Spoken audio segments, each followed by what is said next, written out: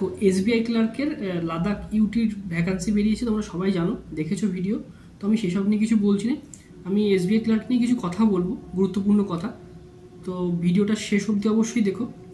আর বলে রাখি, যারা চ্যানেলে নতুন তারা অবশ্যই চ্যানেলটিকে সাবস্ক্রাইব করে নিও, আর ভিডিও ভালো লাগলে একটা লাইক করো। তো চলো ভিডিওটা শুরু করি।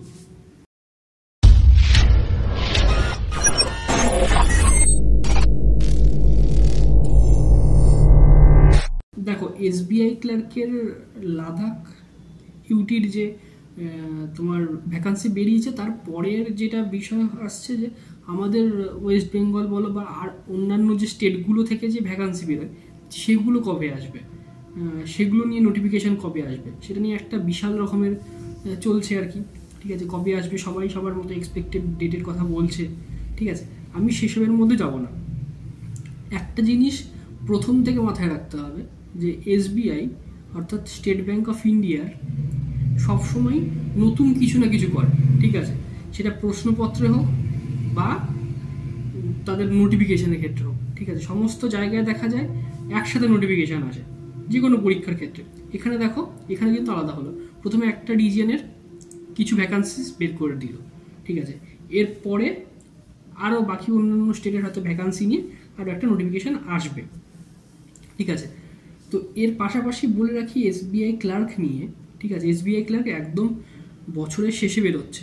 ঠিক আছে, ধরতে গেলে তোমার যে সময়ে পরীক্ষা হওয়ার কথা সেই সময় হচ্ছে না। ঠিক আছে, ভ্যাকান্সি কি আসবে না আসবে সেটা বোঝা যাচ্ছে না এখনো অবধি। তো যাই হোক, সেটার উপর রেসপেক্টেই যদি আমি বলি যে একদম শেষ পরীক্ষা, মোটামুটি এই বছরের মতো যা যা এক্সাম হওয়ার কথা ছিল সেগুলো সব হয়ে গেছে। ঠিক আছে, এসবিআই ক্লার্ক এবং এসবিআই পিওটাই মূলত বাকি আছে। ঠিক আছে, ব্যাঙ্কিংয়ের যে যে এক্সামগুলো রেগুলার বেসিসে হয় সেগুলোর উপর যদি ভিত্তি করে বলা হয়, তাহলে এই দুটো এক্সামই বেঁচে আছে, মানে বাকি আছে এখনও। তো সেইখানে দাঁড়িয়ে এসবিআই ক্লার্ক কিন্তু একটা বিশাল বড় অপরচুনিটি হতে যাচ্ছে যাদের জন্য, তাদের হচ্ছে মূলত বলবো যাদের এই সিজনে মানে এই 2024-এর এক্সামগুলো ক্লিয়ার হয়নি, প্রিলি হয়েছে, মেন্স হয়নি বা প্রিলি হয়নি অনেকের ক্লিয়ার, তাদের জন্য কিন্তু একটা বড়সড় অপরচুনিটি হয়ে দাঁড়াচ্ছে। তো তোমরা যারা অন্যান্য এক্সামগুলো ক্লিয়ার করতে পারোনি বা প্রিলিমিনারি হয়েছে মেন্সে গিয়ে হয়নি, বা মেন্স ক্লিয়ার হলেও মানে আরআরবির কথা বলছি, আরআরবি পিওর হয়তো মেন্স ক্লিয়ার হয়েছে কিন্তু ইন্টারভিউতে মানে মেন্স ক্লিয়ার হয়নি। ঠিক আছে, তাদের ক্ষেত্রে বা যারা ইন্টারভিউটা দিয়ে এলে তাদের জন্য, ঠিক আছে, হয়তো ইন্টারভিউটা খুব একটা ভালো হয়নি, তো তাদের কি হবে না হবে সেটা এখনও রেজাল্ট বেরোতে এখনও একটা দেরি আছে। জানুয়ারির 1 তারিখে রেজাল্ট বেরোবে আরআরবি। তো যাই হোক, এই সময়টাতে এসবিআই ক্লার্কের নোটিফিকেশান আসার জন্য অপেক্ষা না করে নতুন করে কিন্তু পড়াশোনা তোমাদেরকে শুরু করতে হবে। ঠিক আছে, এসবিআই ক্লার্কের জন্য আলাদা স্ট্র্যাটেজি ভিডিও নিয়ে আমি অবশ্যই চ্যানেলে আপলোড করব। তার আগে আমি বলবো যে তোমরা সমস্ত কিছু ভুলে গিয়ে এখন কিন্তু ওই এসবিআই পিও এবং এসবিআই ক্লার্কের উপর ফোকাস করে কিন্তু প্রিপারেশনটা নেওয়া স্টার্ট করে দাও।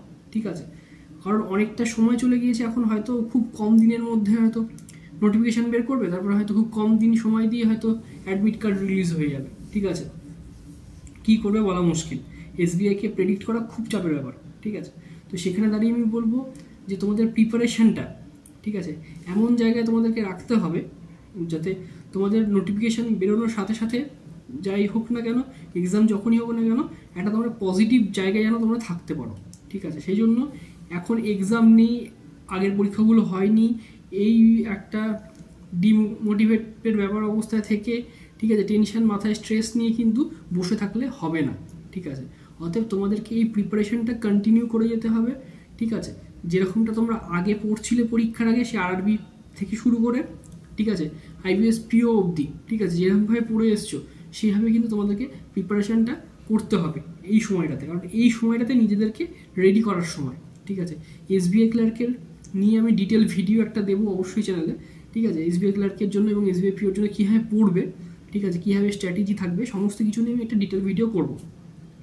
তো সেটার জন্য অবশ্যই তোমরা চ্যানেলের সাথে যুক্ত হয়ে থাকো, আর চ্যানেলটাকে সাবস্ক্রাইব করে দিও, ভিডিও ভালো লাগলে অবশ্যই একটা লাইক করো। তো আজকের ভিডিওতে এইটুকুই বলার ছিল। ঠিক আছে, তো ভিডিওটাকে অযথা বেশি বড় করব না। তো চলো ভিডিওটা এই পর্যন্তই থাক। তো দেখা হচ্ছে নেক্সট ভিডিওতে।